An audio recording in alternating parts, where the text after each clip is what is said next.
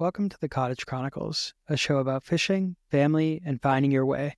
I'm your host, Neil Colicchio, founder of New Dawn Tackle Company. Before we get started, I'd just like to ask you to subscribe, like, comment, or leave a review depending on how you're consuming this episode. We're just one episode away from double digits. This is not a monetized or revenue-generating show, but I do use it to talk about my business on most episodes. So if you support small businesses like mine, or if you're a friend or family wondering how you can show your support, any interaction helps. The next order of business is holiday shopping, and I haven't started mine yet, but I have written a holiday guide for freshwater anglers. I've also got a couple guides on the blog for building up your tackle options if you want to create species-specific tackle boxes. If you're looking for ideas to get for the anglers in your life, even for the most selective among them, I've got you covered. Head to newdawntackleco.shop to check out the guide and for loads of other fishing gear, including New Dawn Tackle Company hats and beanies. It's been a long time since I've given a shop update on the show or on the blog, so I've got a small one to cover before we get into the fun stuff. The holidays are coming up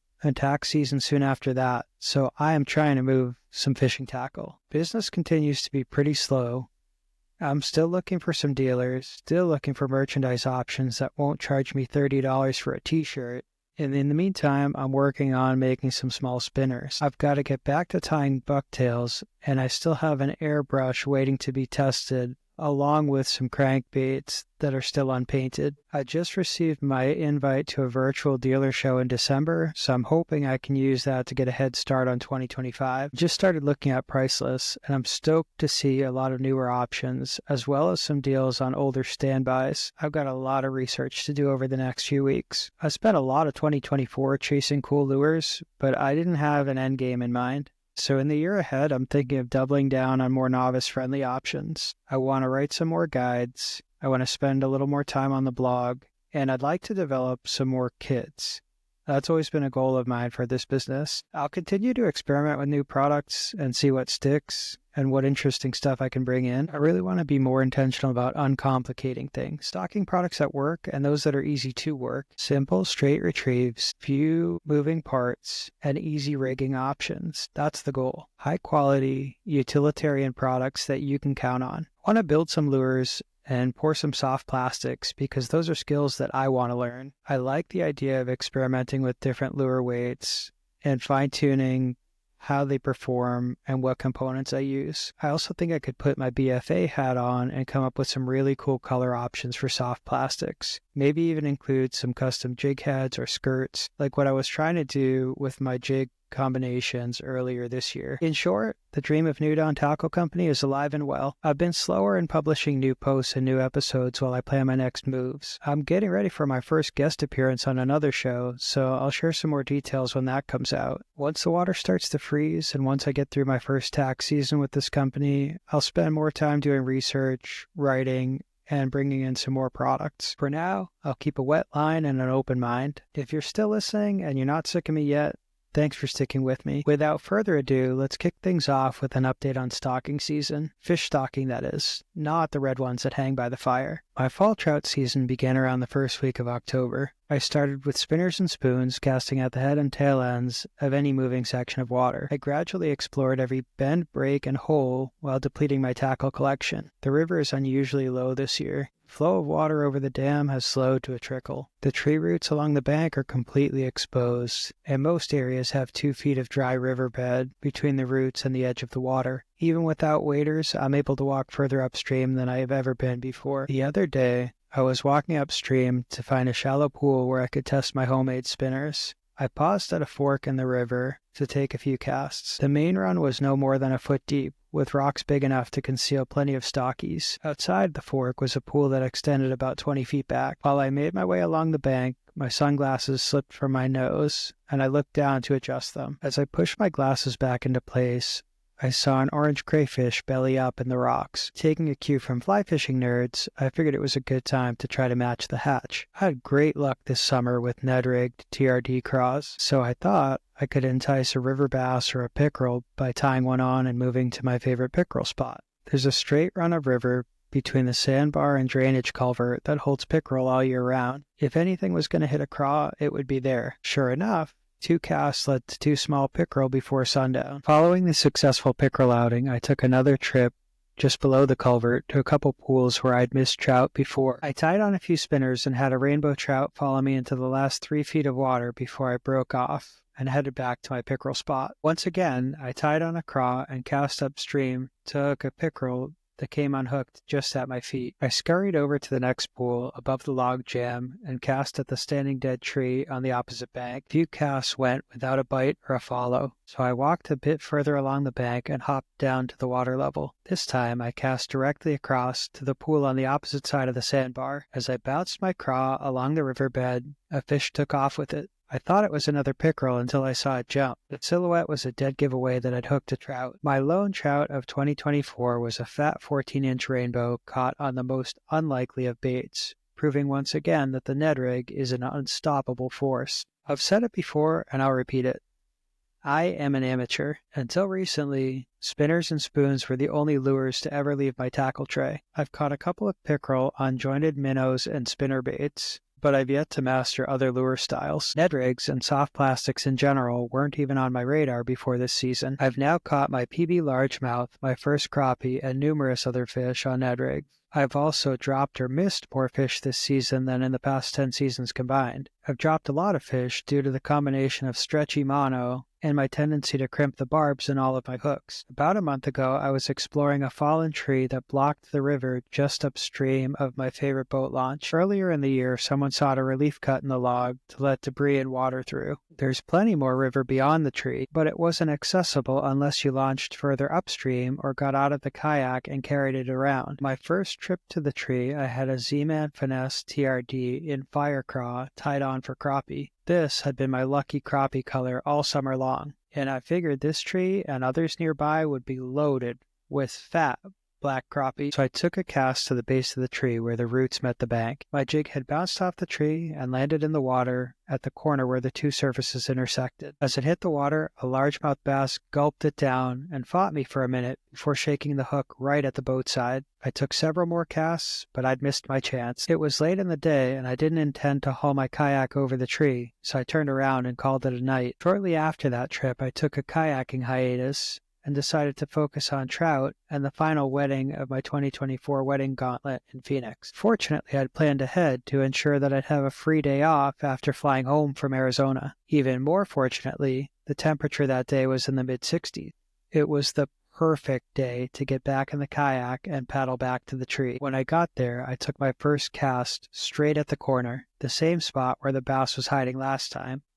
I had my Firecraw TRD Ned rigged once again, but this time it came back without so much as a follow. Turning to my left, I noticed something new this time. The tree was now fully severed where the relief cut was visible last time. Without hesitation, I flipped my bail open, grabbed my line, and sidearmed the jig directly between the two remaining halves of the tree.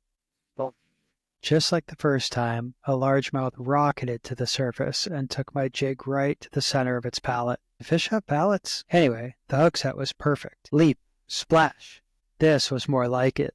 A proper airborne drag screaming battle. Ever wonder why people spend hours targeting river bass when they could just cruise a pond and rip 20-pound braid through the lily pads? Fish like this are the reason. It was no trophy bass. It weighed only a pound or two tops, but it hit with as much gusto as any pickerel. I love my time on the water, but I've got to admit that I fish every so often just to fight the algorithms. I need to get new pictures, new videos, and new ideas for the podcast. I talked about this a few episodes back with the microfishing segment. Things have improved a bit since I paid more attention to that habit, but it's just the reality of running an internet business. With that said, I knew this fish was going to make it into the podcast as soon as I landed it. It was absolutely poetic. After months of experimenting with different weight, different colors, and different retrieves, I'd landed on the right combination of jig head, plastic, and color to land a bass on the very first cast. Not just any bass, but one that I'd found,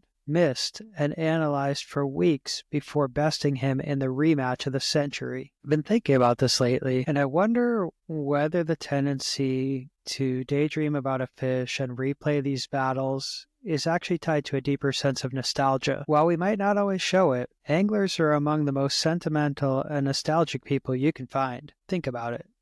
favorite lures, favorite colors, rods and reels that get handed down from one generation to the next, and secret spots we'll only share with people who will preserve the secret for generations to come. We're a pretty sappy bunch when it comes down to it, and I am no exception. This trait is usually a benign one, but sometimes it materializes. Once in a while it results in a project, or it might result in a series of YouTube rabbit holes and long hours of research to satisfy my curiosity. Most recently, this affliction hit both my dad and me around the birth of my son, his first grandson. I think I was still on paternity leave when boat building videos led me to a community of makers that refinished small aluminum boats into mini bass boats.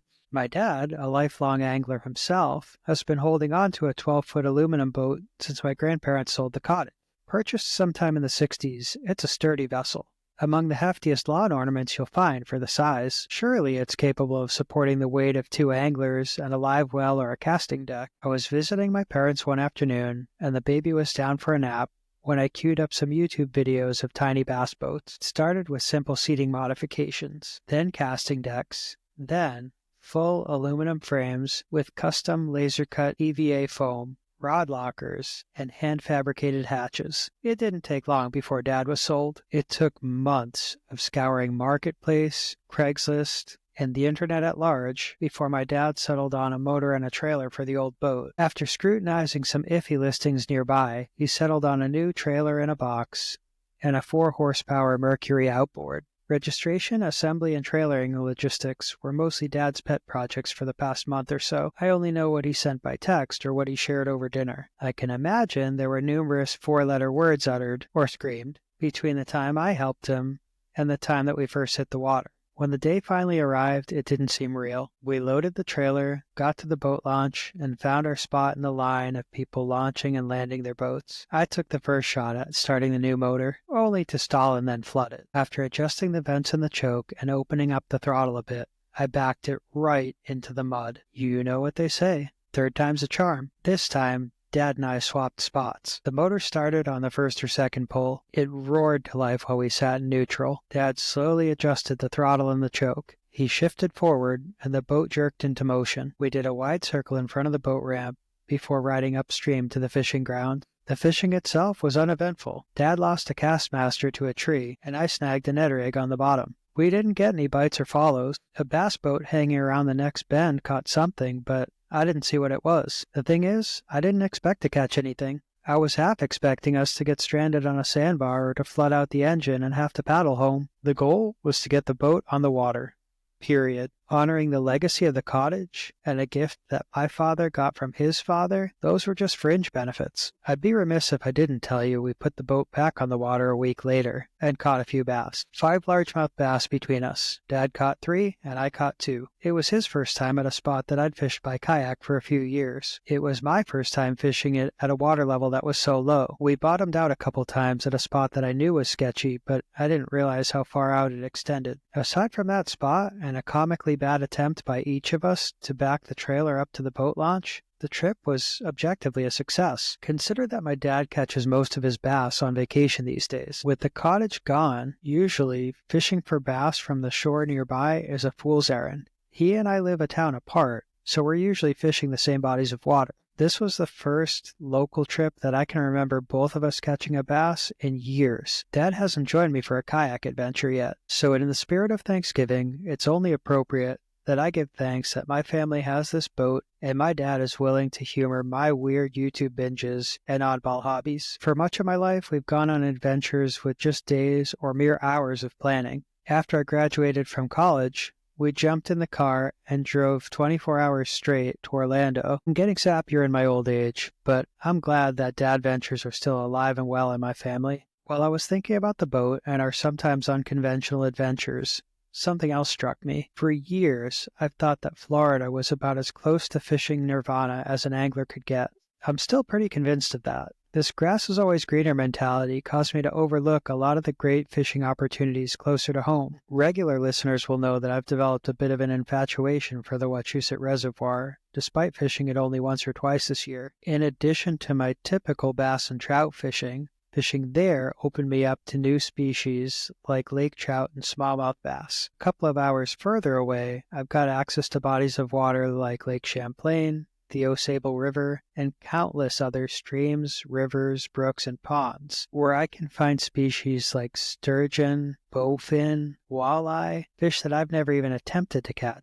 This is just the tip of the iceberg when I consider all of the saltwater fishing opportunities nearby, not to mention scallops, softshell clams, quahogs, lobster, and crabs. Seriously, I could fish for a different species every day. I've fixated far too long on the idea of fishing when the weather is nice and the conditions are pleasant. Naturally, Florida seems like the ideal location to fish, where the temperatures are warm year-round. In stark contrast stands New England, with our cold, dreary winters sandwiched between two seasons of mud and sticks, leaving only a couple months of the year for comfortable fishing.